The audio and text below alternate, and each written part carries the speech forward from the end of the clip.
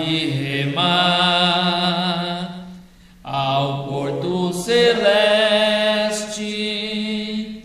poderei chegar. Foi quando eu gritei, vem me ajudar. Jesus veio andando sereno e tranquilo sobre o mar. Entrou no meu barco, estendeu sua mão e fez tudo acalmar. Amém? Amém. Graças a Deus. Tudo bem? Tudo bem. Hoje veio. Hoje vim, graças a Deus. É isto. Boa noite a vocês, no nome do Senhor. Então, quem está cantando, né? Quem cantar os hinos, já sabe. Enquanto não descer, vocês cantem aí mais um corinho, uma oração. Às vezes estamos tentando conectar, de última hora cai a conexão, você tem que reiniciar de novo e aquela coisa toda. Então, sem perder tempo, vamos nos colocar de pé. Vamos ficar de pé. No culto anterior, nós falamos sobre Deus ressuscitou a Jesus. E nós lemos várias escrituras e também vários sermões, algumas citações do reverendo William Branham. A última que lemos foi o tanque de Betesda. E hoje vamos fazer a mesma coisa, mostrando pelas escrituras e pela mensagem que Deus foi quem ressuscitou a Jesus. Ele não podia ressuscitar a si mesmo, mesmo ele dizendo: eu tenho o poder de dar minha vida e tenho o poder de tomar de volta. Isso não significa que ele tinha em si mesmo esse poder, porque ele disse que não podia fazer nada sem que o Pai lhe concedesse. Então tudo dependia do Pai lhe conceder, não é? Então, uma vez que Deus deu a ele, ele tinha, mas era Deus falando através do seu Filho, porque não era o Filho que ressuscitava a si próprio, era Deus quem o traria dos mortos, garantindo assim também a ressurreição de todos os outros filhos. Vamos ler Romanos capítulo 4, versículo 17. E assim nós teremos mais um tempo de aprendizado. E os irmãos, os amigos que estão nos ouvindo à distância, Deus abençoe a cada um de vocês, que possamos mais uma vez meditar na palavra de Deus, porque Jesus disse: nem só de pão vive o homem, mas sim de toda palavra que sai da boca de Deus. Alimentamos nosso corpo, nossos sentidos, com tudo que fazemos, vemos, pensamos. A nossa alma só pode se alimentar daquilo que é a palavra de Deus. O livro de Romanos está bem depois do livro de Atos dos Apóstolos. Romanos 4, versículo 17. Como está escrito: por Pai de muitas nações te constituí, perante aquele no qual creu, a saber, Deus, o qual vivifica os mortos. Então é Deus quem dá vida, vivificar, tornar a viver, tornar a dar vida. E chama as coisas que não são como se já fossem, porque Ele conhece o fim desde o princípio. Eu disse isso no culto passado. Antes do mundo existir, Deus já tinha te visto aqui. Ele já conhecia o teu deitar e o teu levantar. Por isso, há 2000 anos atrás, Jesus morreu como um sacrifício pelo pecado dos povos, ou dos filhos de Deus. E, porém, na mente de Deus, aquilo foi feito desde antes da fundação do mundo. O qual, em esperança, creu contra a esperança, falando sobre Abraão, tanto que ele tornou-se pai de muitas nações. Conforme o que lhe fora dito, assim será a tua descendência. E não enfraquecendo na fé, não atentou para o seu próprio corpo já amortecido, pois era já de quase 100 anos, e gerou um filho nesta idade, não é? Nem tampouco para o amortecimento do ventre de Sara, já tinha cessado os seus costumes, as regras, a forma de gerar filhos.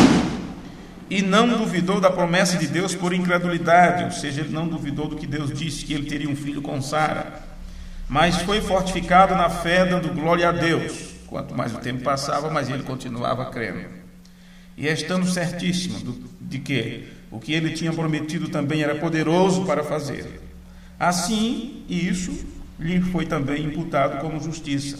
Ora, não só por causa dele está escrito que ele fosse tomado em conta, mas também por nós, a quem será tomado em conta, os que cremos naquele que é dentre os mortos, quer dizer, nós que cremos naquele que é Deus, que dentre os mortos ressuscitou a Jesus nosso Senhor, o qual por nossos pecados foi entregue e ressuscitou para a nossa justificação.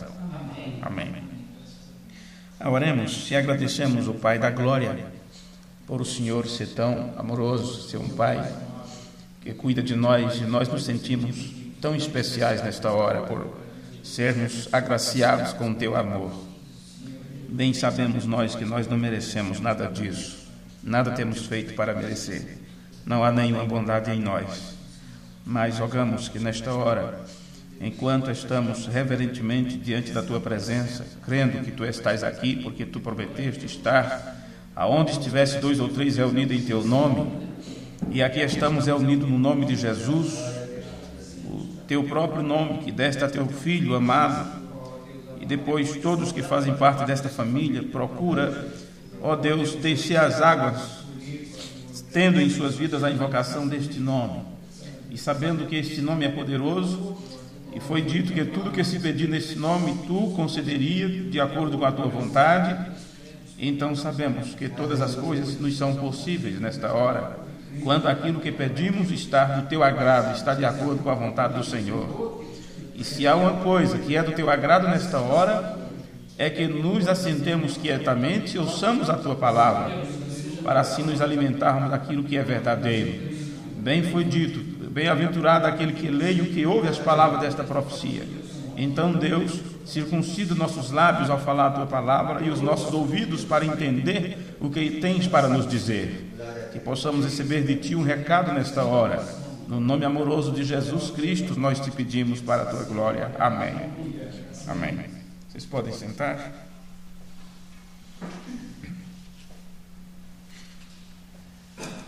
São muitas coisas que estão inseridas nesta escritura que nós lemos, onde fala da fé de Abraão, fala de que ele não foi incrédulo, fala sobre a justiça, por ele continuar crendo corretamente, isto foi imputado como justiça, fala da sua descendência, que também recebe isto, né, por causa dele, porque tem a mesma fé dele, mas o nosso foco é sobre o fato de que Deus foi quem ressuscitou a Jesus dos mortos.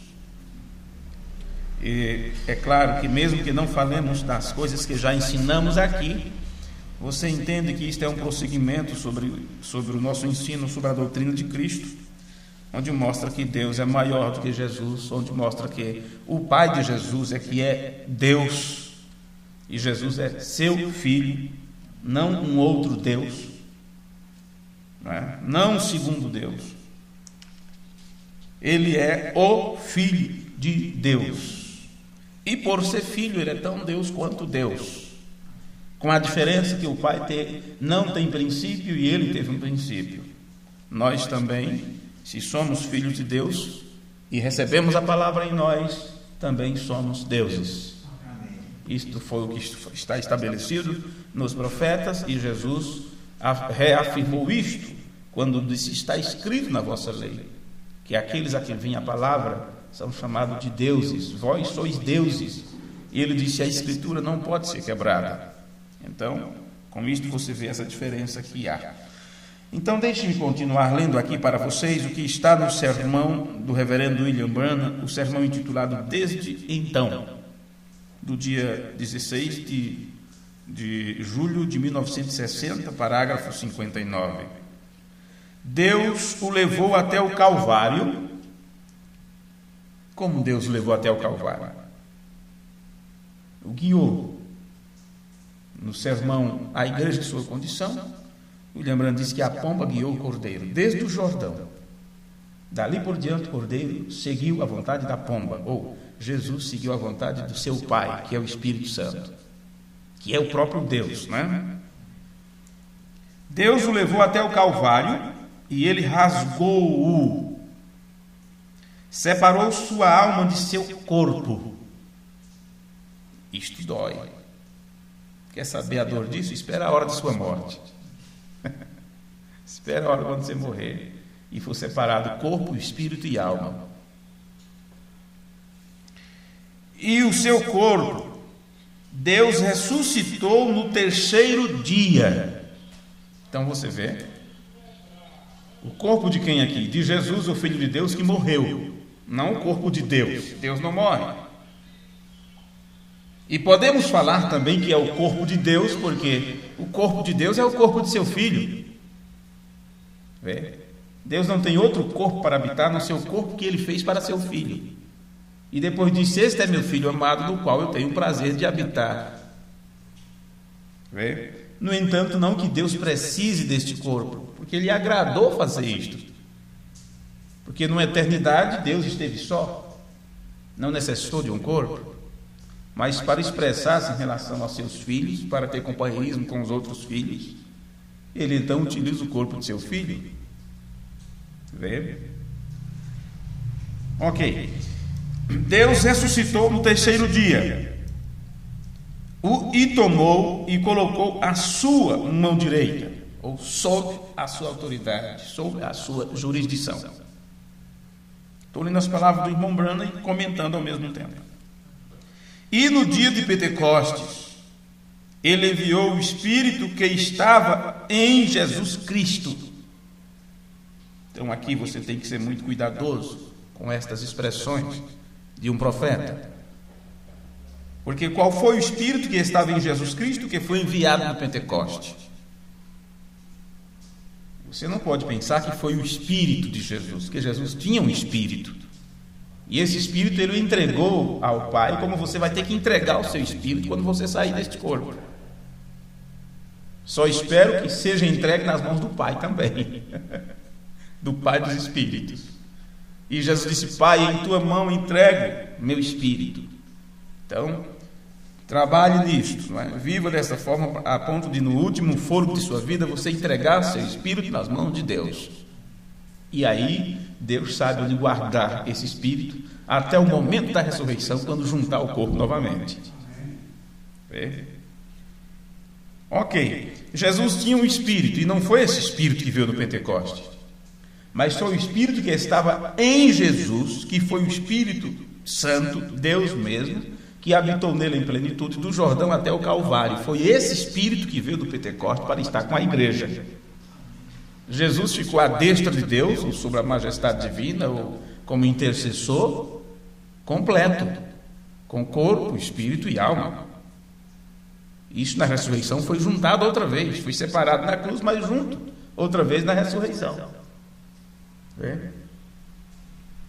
Pois Ele enviou o Espírito que estava em Jesus Cristo, a aliança com a igreja. E quando a igreja se reunir na ressurreição, o mesmo Espírito que estava em Jesus Cristo, que foi arrancado dele, terá que estar na igreja. Você não pode copiar nada parecido com isso. Você não pode fazer nada diferente disso. Tem que ser o mesmo Espírito Santo que habitou em Cristo. É nestas partes que o reverendo Liveiro diz aqui, que as palavras de irmão Branham, se você não entende a doutrina, você complica as coisas, porque parece que o seu linguajar é meio obtuso, não é? Se você não for cuidadoso, você diz que está muito confuso, porque veja a expressão anterior. Veja a expressão anterior. Ele enviou o Espírito que estava em Jesus Cristo. Você pensa que é o Espírito de Jesus, como eu tenho o Espírito e você tem o seu Espírito. Vê? O que é que ele diz mais? O mesmo Espírito que estava em Jesus Cristo, que foi arrancado dele, terá que estar na igreja. Aí você pensa que é realmente o Espírito de Cristo, de Jesus Cristo. Agora, uma continuação. Você não pode copiar nada, você não pode fazer nada diferente. Tem que ser o mesmo Espírito Santo que habitou em Cristo. Então, se você ficar confuso nas frases anteriores, você agora entende com esta frase que ele estava se referindo a Deus mesmo, que disse: este é meu filho em quem me comprazo. É este Espírito, né, que tem que estar na igreja na hora da ressurreição. E quando o arrebatamento vier, quando aquele corpo vier, sua noiva que foi rasgada dele, ou o Espírito Santo, trará aquela noiva. O que ele quis dizer foi isso. O Espírito que foi tirado de Jesus, arrancado de Jesus, a ponto dele dizer: Deus meu, por que me desamparaste? Na cruz. E na cruz, quando ele disse isso, ele ainda estava corpo, espírito e alma ali. Ou não estaria falando? Gemendo e clamando e perdoando. Ele estava consciente, com a sua consciência, com a sua psique e tudo que se possa falar quando se trata do homem interior, vamos dizer assim. Mas o Espírito foi tirado dele, arrancado dele, e ele estava clamando: por que me desamparaste? Porque saíste de mim. Então é isto, olha, ele diz assim: sua noiva que foi rasgada dele, mas ele conserta a palavra, ou o Espírito Santo trará aquela noiva que se encaixará bem exatamente no corpo de Jesus Cristo. Porque o que o irmão Brando está ensinando ao seu povo é que a noiva foi separada do noivo, e isto foi na cruz. Isso foi na cruz, quando lhe furaram e saiu ali, já não tinha mais sangue para sair, saiu foi água, líquido, não sei como chamar isso. Então você tem água, sangue e vida, justificação, santificação e batismo do Espírito Santo. Isso saiu de Jesus ali na cruz: água, sangue e a vida, o Espírito de vida. Então ali a noiva foi tirada do noivo, e o Espírito Santo juntará isto novamente, e é isso que ele está explicando aqui. Trará aquela noiva na ressurreição. O Espírito Santo foi tirado dele, trará aquela noiva que se encaixará de volta, se encaixará bem exatamente no corpo de Jesus Cristo. Então você percebe que o mesmo que ressuscitou a Jesus dos mortos é o mesmo que ressuscita a igreja.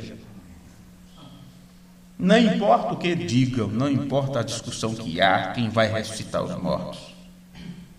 Não importa se alguns dizem que a voz do arcanjo sai da noiva, não importa se outros dizem que a voz do arcanjo sai do profeta, ou de um segundo, aí, ou seja, quem for, não importa o que dizem.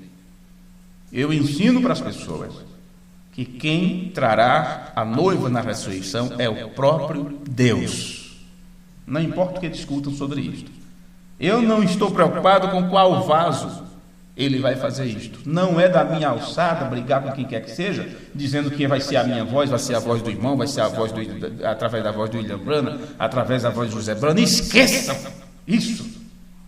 Fiquem com as Escrituras, que diz: o mesmo Senhor descerá do céu com alarido, voz de arcanjo e trombeta de Deus.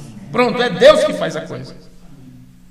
Esqueça o resto da discussão, que é balela, é bobagem. É bobagem. É só quererem aparecer com ideia diferente. A Bíblia diz que é Deus quem provoca isso. Não importa como ele o fará. Eu quero estar lá e ser participante disso. Ok, então isso vai encaixar perfeitamente no corpo de Cristo. Sim. Vamos para as Escrituras. Romanos capítulo 6, que nós lemos do capítulo 4, né? Romanos capítulo 6, versículo 3. O grande apóstolo Paulo escreveu assim: ou não saudeis, ou será que você não sabe, né? Que todos quantos fomos batizados em Jesus Cristo, fomos batizados na sua morte. Você sabe, batismo é símbolo de morte, né? Batismo é isto. A palavra batismo já significa isto: submergir nas águas, ou sepultar, ser coberto pelas águas. E é por isso que nós não cremos em batismo infantil. Não cremos em batismo infantil. Claro, você já sabe tudo isso. E por que eu repito? Porque às vezes tem pessoas que estão ouvindo pela primeira vez. Não cremos em batismo infantil. Nunca nas Escrituras uma criança foi ordenada a batismo. Batismo é para pessoas que estão conscientes deste ato. É para pessoas que se arrependem. Arrependei-vos, cada um de vós, e seja batizado. Foi o que ensinou o apóstolo Pedro no dia de Pentecoste. Então, por que batizar uma criança se ela não sabe nada, se ela é inocente? Ela não tem do que se arrepender, ela não cometeu nenhum pecado ainda. Batiza bebê. Bebezinho. Meses. Pois bem. Batizam criancinhas inocentes, que não pecou, não cometeu nada. Se ela é um ser pecador, não porque pecou, mas porque veio ao mundo já através do pecado. Porém, foi algo que Jesus, inclusive, aboliu na cruz. Não é? E aí já é outro tema, que eu não vou entrar agora. Mas por que batizar crianças, gente? Por que a Igreja Católica faz isso? Nas Escrituras encontramos crianças que foram abençoadas por Jesus e traziam-lhes os pequeninos, e eles impunham as mãos sobre eles e os abençoou. E disse: deixai vir a mim os pequeninos, porque dos tais é o reino dos céus, e tal. Mas nunca foi ordenado que batizasse crianças. Não é? Nunca existiu isso no tempo apostólico. Batismo é para pessoas adultas que se arrependem de algo que fez, da sua vida, do seu passado, e aceitam a Jesus Cristo como o sacrifício pelos seus pecados. Então esta pessoa é levada às águas e é batizada, e no seu batismo, na sua vida, é invocado o nome do Senhor Jesus Cristo, de acordo com todo o batismo cristão que houve no tempo da igreja primitiva. Então o batismo é um símbolo de morte, por isso você tem que ser sepultado nas águas. Não é jogar uns pingos de água na sua cabeça, isso não é batismo. Batismo é símbolo de morte e tem que ser sepultado. E quando uma pessoa morre, você não joga um punhado de terra na cabeça e pronto. Não é assim que você sepulta uma pessoa, você cobre ela totalmente. Aí o camarada vai lá e joga uma água bentezinha na cabeça assim, chapisca assim, né? Não dá nem para assustar o bebê é de dormir. Joga umas coisinhas d'água e diz que está batizado. Isso é mentira. Isso não é o modelo das Escrituras, isso é invenção. E é interessante que algumas igrejas que se diz evangélica também batiza assim, batiza dessa forma. Isso é uma vergonha.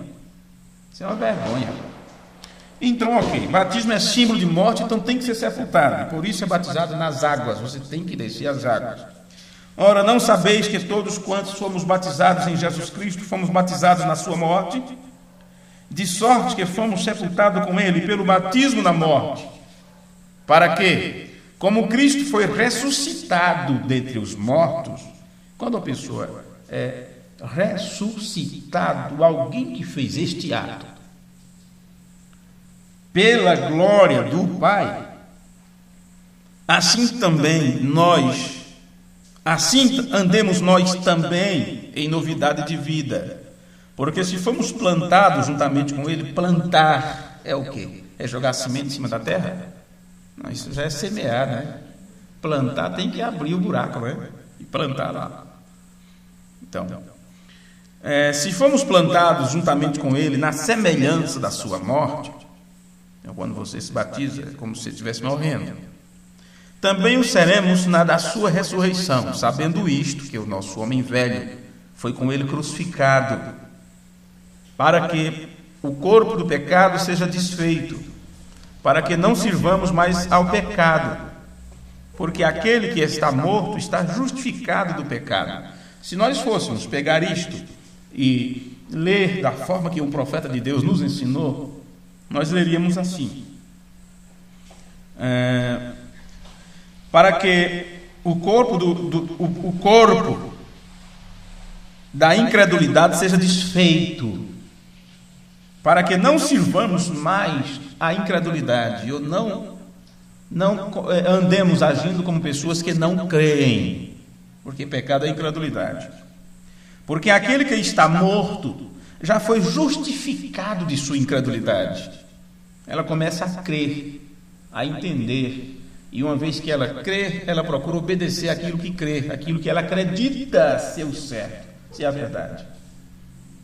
Ora, se já morremos com Cristo, cremos que também com ele viveremos, sabendo que tendo sido Cristo ressuscitado dentre os mortos, você vê que tem uma terceira pessoa oculta aqui, tem um ser oculto aqui por trás dessas palavras, que deu a Jesus, ou trouxe a Jesus de volta à vida.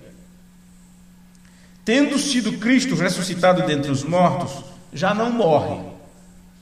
A morte não mais tem domínio sobre ele.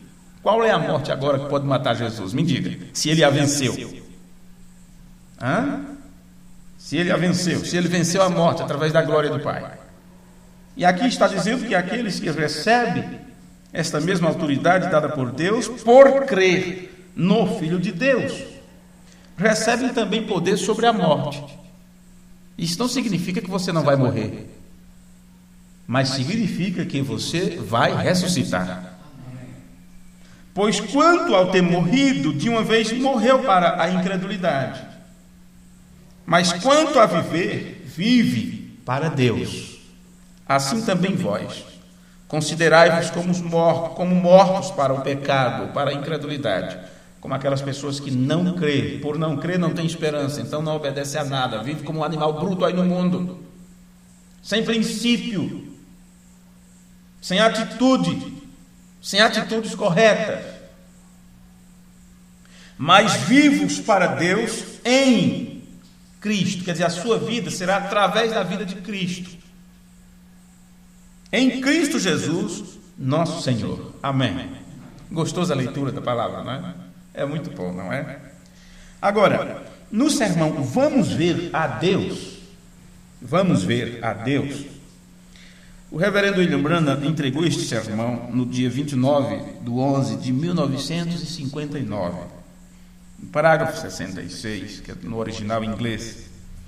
Está assim no sermão Vamos Ver a Deus.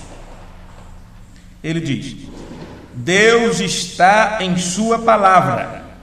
Então Deus não está na igreja, viu? Deus não está na igreja, Deus está na sua palavra. Agora, se na igreja tem a palavra, então tem Deus. Qualquer um que desejar tomar a sua palavra, qualquer promessa, deixe-me dizer isto para que fique registrado. Vocês sabem que eu estou relendo um pouco do culto anterior, não é? Mas ampliando melhor os comentários aqui. Se você tomar a atitude mental correta para qualquer promessa divina de Deus, isso irá suceder. É isso que eu penso sobre a sua palavra. Tome qualquer promessa aqui dentro e tome a atitude mental correta para isso. Agora vamos pensar um pouco. Ele está dizendo, se a sua atitude for correta para com a palavra, aquilo vai acontecer. Agora, se eu tenho a promessa da ressurreição para o meu corpo, mesmo que a morte me leve daqui, e se eu tenho a promessa de Deus para uma ressurreição, então se a minha atitude, se eu foco minha mente e minhas atitudes com este foco, seja da forma correta para com esta promessa, ou viver de acordo com esta promessa que Deus deu, eu te ressuscitarei no último dia, e eu vivo debaixo desta promessa, então isto vai acontecer na minha vida. Ressuscitarei para a vida. E ele diz: Deus realizará isto para você. Deus está em sua palavra. Deus está em seu Filho. Ele era divino. Ele é o Filho de Deus. Eu creio nisso, com tudo que há em mim. Ele não diz eu creio que Jesus é o próprio Pai, ou o próprio Deus eterno. Diz eu creio que ele era divino, eu creio que ele era o Filho de Deus, eu creio nisso com tudo que há em mim. Eu creio nisto, sim, Senhor. Ele não era mais, ele era um profeta, claro, ele era um profeta. Ele era um pregador. Ele era um cantor. Ele era Deus. Deus manifestado na carne. Porque Deus estava manifestado na carne do seu Filho. Deus desceu na carne para reconciliar o mundo consigo mesmo. Depois, aquele maravilhoso Filho de Deus morreu. É tão bonito o irmão Branham explicando isso, como ele explica a forma que ele cria na doutrina apostólica. O Filho de Deus veio ao mundo, Deus concedeu isto, ele vir ao mundo para ser o nosso sacrifício, Deus criou um corpo no ventre de Maria, um óvulo, não é? Fecundou aquele óvulo, e ali foi se gerando célula sobre célula, até estar formado o corpo do Filho, no qual o Filho entrou, como eu entrei neste corpo e você entrou no seu, né? E se criou como qualquer menino e tal, só com a idade de 30 e poucos anos. Então, quando ele estava aí chegando na plenitude dos tempos, então ele foi para o Rio Jordão para ser batizado. Aí Deus manifestou-se naquela carne quando veio morar em plenitude no jardim do Getsemane. Deus saiu daquela carne, o Filho de Deus ficou só como estava antes do batismo. E aqui o William Branham está dizendo: e aquele maravilhoso Filho de Deus morreu. E isto prova que ele não era o próprio Deus, porque Deus é imortal. Vocês concordam com isso, correto? E quando ele morreu, ele entregou a sua vida. E entregar a vida não é deixar de lutar, estou entregue, não. Ele entregou nas mãos do Pai. Vê? Ele ressuscitou na Páscoa. E Deus levantou o seu corpo e o pôs à sua destra. E enviou o Espírito Santo de volta para continuar a manifestar-se entre as pessoas. Amém. Então o Espírito que veio para se manifestar nas pessoas foi o Espírito Santo que estava manifesto na carne de Jesus Cristo. Vamos ler mais escrituras. Romanos 8. Romanos capítulo 8. E o versículo 10. Vamos ver aqui.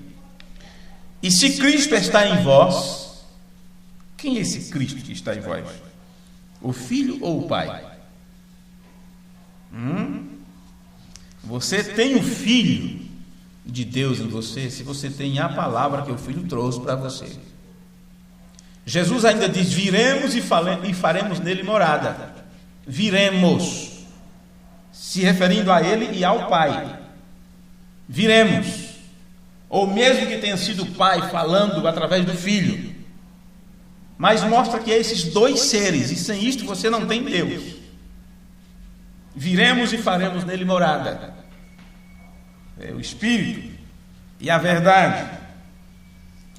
E se Cristo está em vós, o corpo, na verdade, está morto por causa do pecado, mas o Espírito vive por causa da justiça. E se o Espírito daquele que dentre os mortos ressuscitou a Jesus habita em vós, então qual é o Espírito que tem que habitar em mim e em você? É o Espírito do ressuscitado ou é o Espírito daquele que o ressuscitou? Vê? Aquele que entre os mortos ressuscitou a Cristo, também vivificará os vossos corpos mortais pelo seu Espírito que em vós habita. De maneira que, quer dizer, de sorte que, então, portanto, irmãos, somos devedores, não à carne, para viver segundo a carne. Porque se viver segundo a carne, morrereis, já que a carne, ela foi formada em iniquidade.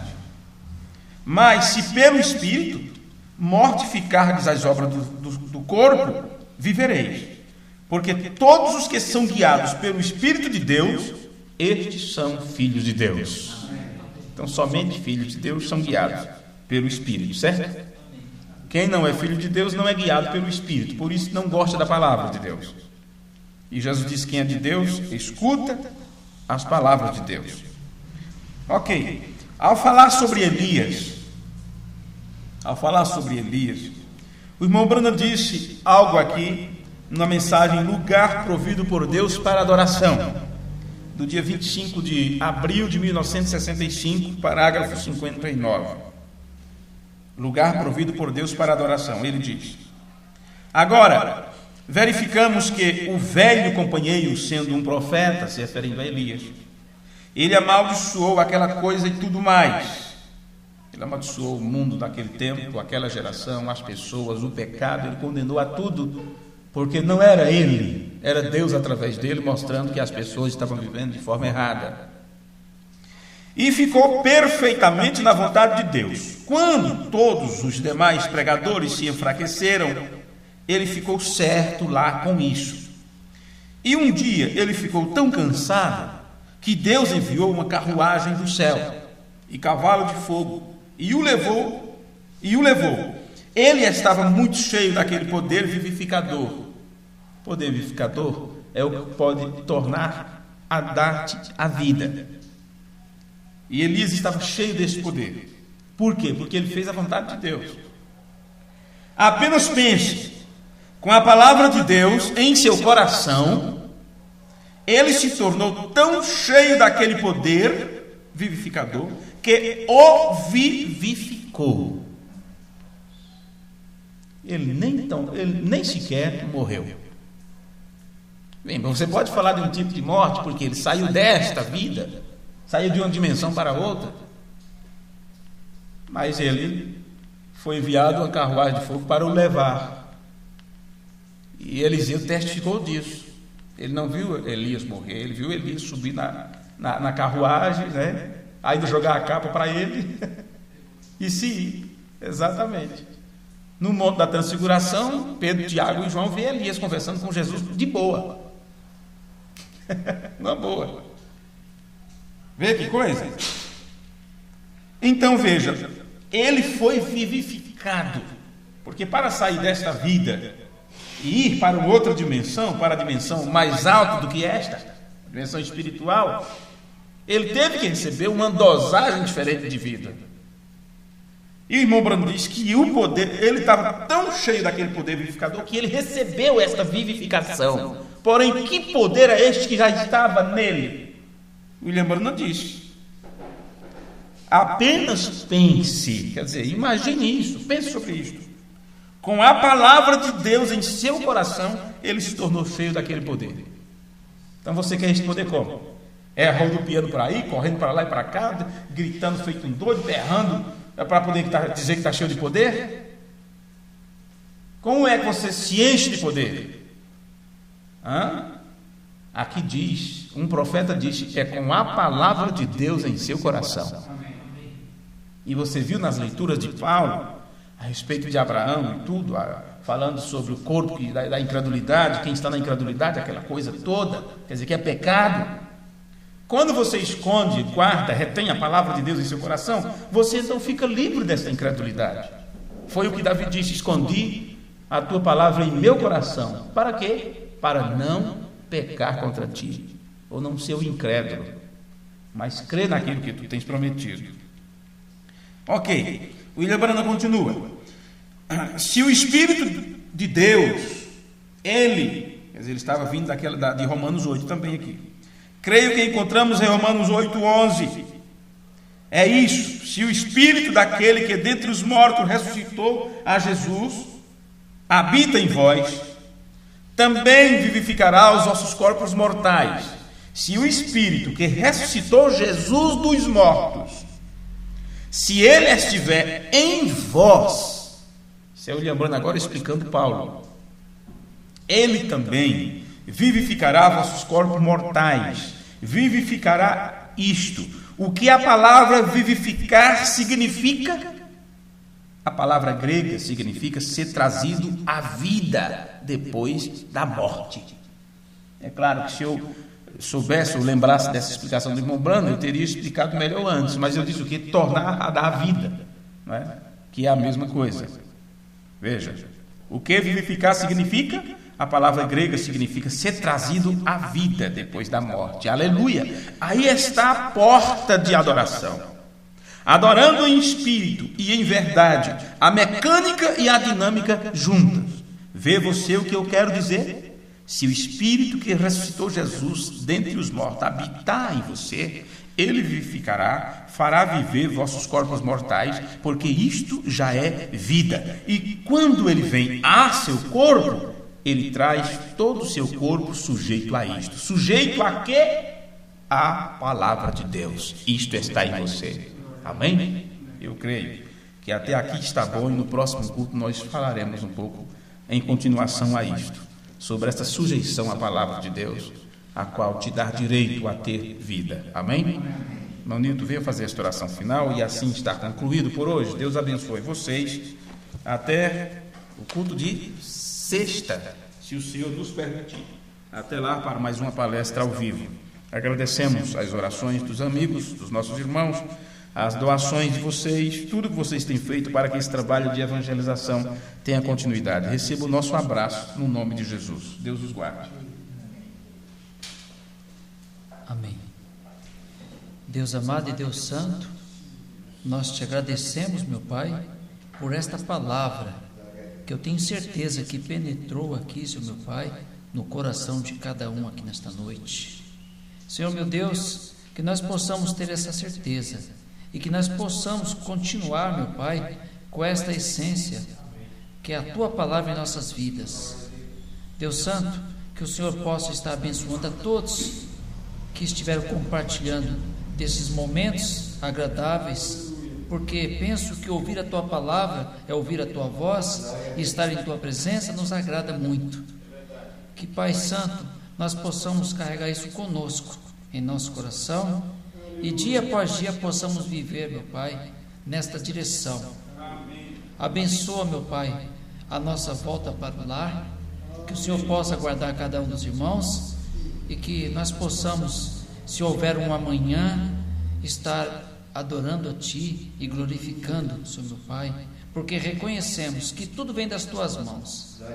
Abençoa cada um dos Teus filhos, é o que nós te pedimos e te agradecemos, no nome do Teu Filho Jesus. Amém. Amém.